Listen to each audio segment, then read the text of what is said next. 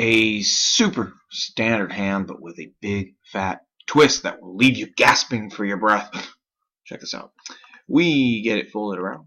We see a 4x raise. Now, usually, under normal circumstances, that is not good news. Usually when someone 4x's, you're going to see a pretty solid range.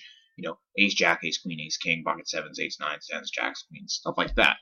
I do not mind the shove here. Now, this is a $3.18 man. I don't always make this reshove here. But with the reads you're about to get on this awesome opponent, you will soon learn that there are times when you actually can shove over this 4x raise. So before I show you what he has, and you are all clenching at your heart because of what you're about to see him show, I just want to let you know that you shouldn't always be reshoving this. This should not be a default reshove by any means, but you can definitely reshove it as your worst hand. Are you ready? Set.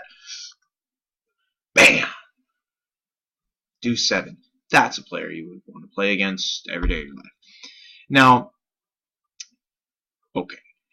You have to adjust to that now. Notice hero is most likely going to win, I hope. Let's run out the cards. Oh, yes, that's not a 7 on the river. Okay, that's a queen. Good. Notice how hero is still going to be in the game after this hand is over. So this is an 18-man final table, right? So you're going to have 8,500. He's still going to be in the game at 3,300. So the light bulb moment you want to take from this is when you see somebody do something so extremely dumb, and no offense to Sparkbridge, I'm sure he's a very nice guy in real life.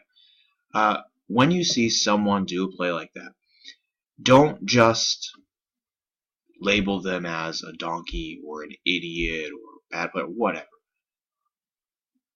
One, be thankful they're in your games, and two, adjust to that, okay? So it's very easy for most players, and I used to be like this guy, he's a donkey. And you just label him like that.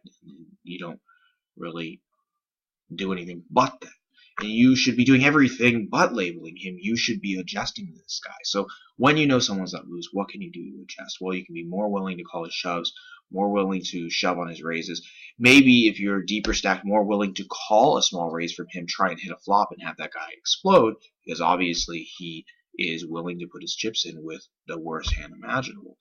So just the biggest thing you want to take from this is just make sure that when you see that, you note it. Short-term memory. There's a webinar on that if you want to watch that, but you don't necessarily have to physically, take a note like that on your computer.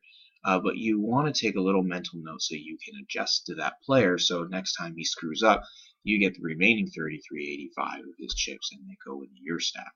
That's really what you want to do.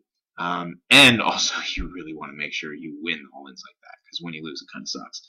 But this is pretty simple, but it's definitely something that's overlooked, I think, by a lot of players, because we're so quick to judge other people when they're not the best poker player that we forget that really we should be taking the things we see, storing it in our short-term memory, and then adjusting to it in game. Okay, that is it. I hope you enjoyed your light bulb moment. Take care.